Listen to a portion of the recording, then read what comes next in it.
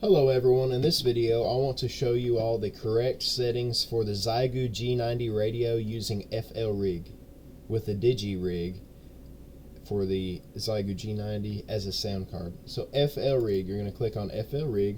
It says cannot open COM7, excuse me. I'm going to click close and then close. Now config, setup, then click transceiver. Now I have it set to Xiegu G90. Now I'm going to click update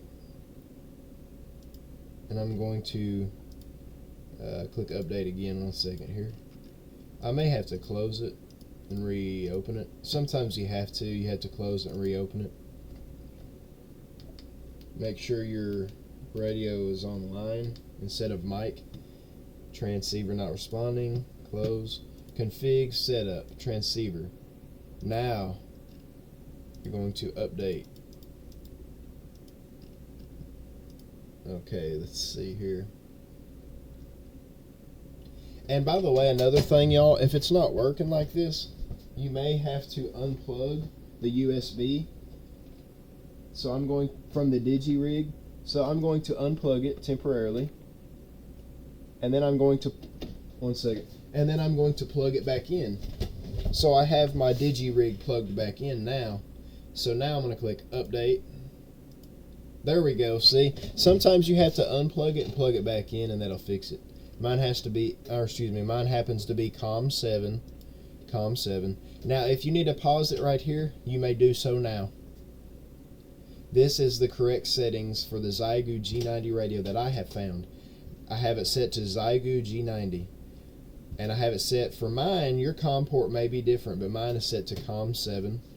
Baud rate for mine, because I changed the digirig in device manager to 19,200 for the baud rate. So that's going to be 19,200 for the baud rate. If that's what you have it, that's what I recommend because it works for me. 19,200. By the way, let me just help you out here. If you don't know, you click device manager. If you don't know what your port number is, click that. The communication port's not it, it's this one, Silicon Labs. By the way, you could go on digirig and it'll show you, I'm pretty sure, how to download the Silicon Labs driver. I'm going to click right click properties, port settings. That was naturally 9600. I changed that to 19,200 and I changed the stop bits to 2. So that's important, y'all. Change those to that right there. If you if that's what you're setting, if that's what you want your settings to be, because this is what helps it to work for me. I don't know why, but those settings right there is what helps my settings. That right there. I'm going to click exit because I don't want to change anything. I'm going to close that. Now, like I said, if you need to pause this, you may do so. I have it on echo check marked and 2 stop bits, and then I have for retries 2, timeout 2, write delay 0, post delay 0, pole interval 500, and it's on 0x88. And then you're going to click init, which is initialize. It should turn green if it's connected. It works good. Let's see if I can tune my radio.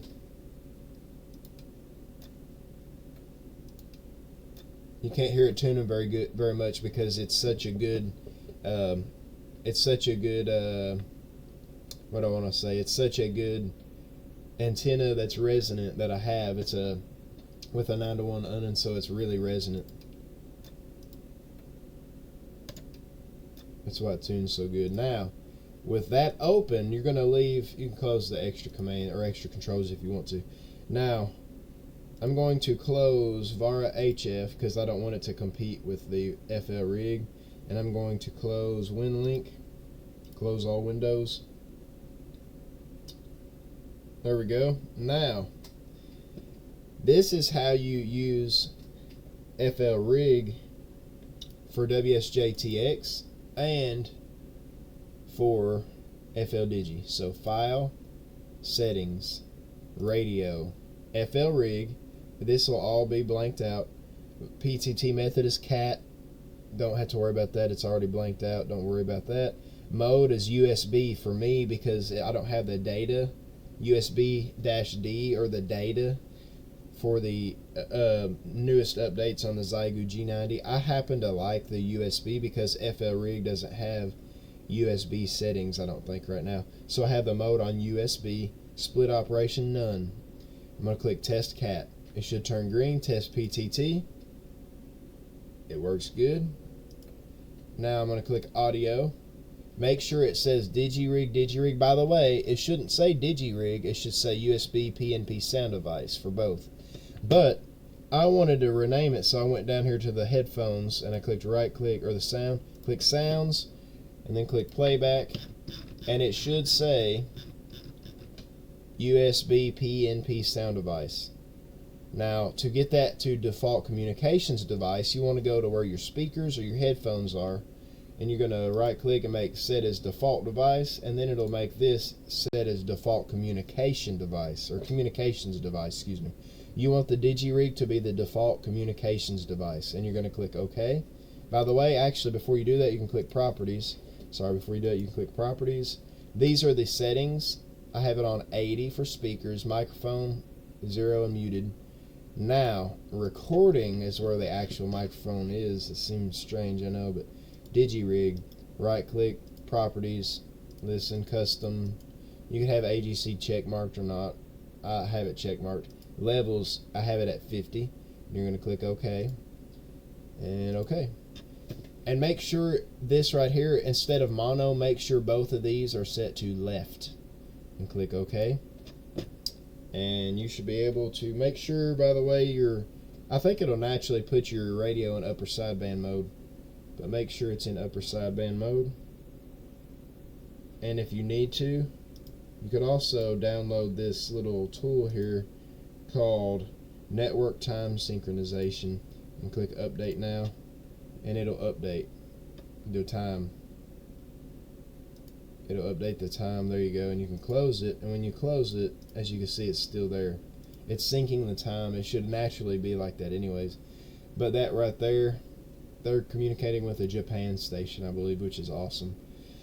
I'm going to exit that. By the way, if you have this open, you can open up Grid Tracker, and it's a map, and it shows you all your WSJTX on here on the map. It's super cool. I'm going to click exit.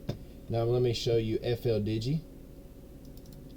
Hopefully I'm not going too fast. I want to show you all this.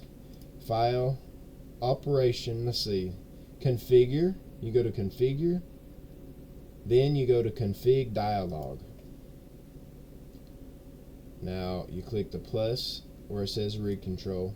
You're going to click FLRig, and I happen to have both of these check marked, and everything else is how I have it.